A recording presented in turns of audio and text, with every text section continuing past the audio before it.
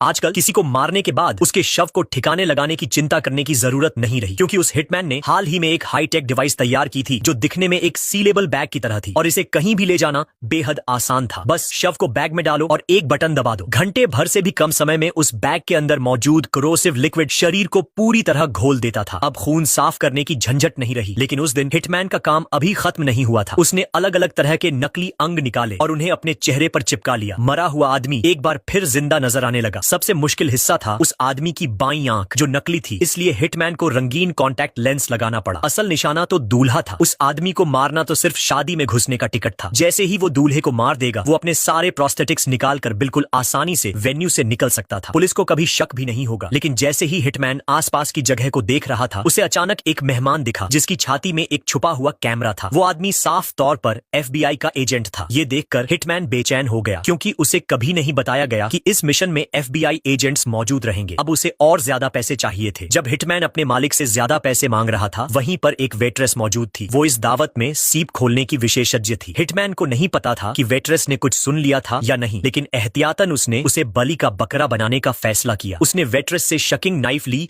और फ्रिज का प्लग निकाल दिया। अब हिटमैन तैयार था। बहुत से मर्दों को यह पसंद नहीं कि कोई उन्हें पेशाब करते हुए देखे, और दूल्हा भी उनमें से एक था। वो गालियां देने ही वाला था कि हिटमैन ने बेहोशी का इंजेक्शन निकाल लिया। अगर उसके पास समय होता तो वो चाहता कि दूल्हा पेशाब पूरा कर ले ताकि उसके जूते खराब न हो, लेकिन काम तो काम होता है। अंधेरा होते ही हिटमैन ने नशे में होने का नाटक किया और दूल्हे के साथ लड़खड़ाते हुए समुद्र तट की ओर बढ़ा। चूंकि उसने पहले ही फ्रिज का प्लग निकाल दिया था, अब फ्रिज में रखे सारे सीप खराब हो चुके थे। वेट्रेस घबरा गई। उसके पास और कोई रास्ता नहीं था। वो स्टोरेज रूम में और सीप लाने चली गई। यही तो हिटमैन की असली योजना थी। उसने पहले ही शकिंग नाइफ से दूल्हे का काम तमाम कर दिया था। अब बस इंतजार करना था कि वेट्रेस दोषी बने। कुछ मिनट बाद समुद्र तट पर आतिशबाजी शुरू हो गई, जिससे सारे मेहमानों का ध्यान उस ओर चला गया। दुल्हन घबरा गई, चिल्लाते हुए बोली कि शादी तो अभी शुरू भी नहीं हुई और आतिशबाजी पहले ही चालू हो गई। वो गुस्से में तट की ओर भागी, दूल्हे को डांटने के इरादे से, लेकिन उसे वहां मिला दूल्हे का निर्जीव शरीर। उसी समय वेट्रेस घबराई हुई उठी और उसके हाथ में अब भी खून से सनी शकिंग नाइफ